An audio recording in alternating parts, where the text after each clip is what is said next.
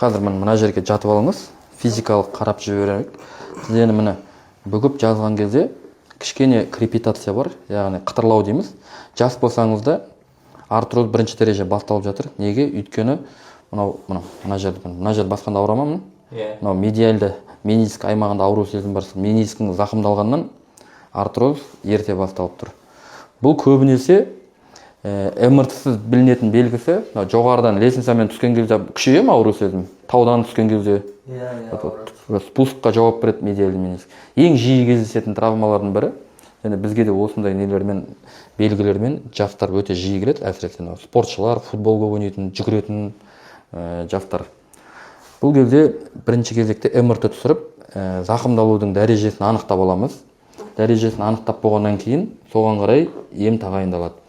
Бірінші, екінші дәрежелі немесе 3-тің А дәрежелі толық емес жыртықтар болса, ол консервативті емге толық беріледі.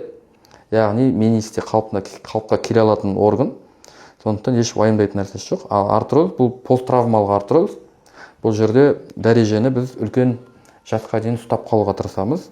Ең бастысы, емдемей ары қарай жүре берсеңіз, ол сол кезде екінші дәрежеге кетіп, сол кезде қиындық туындатуы мүмкін.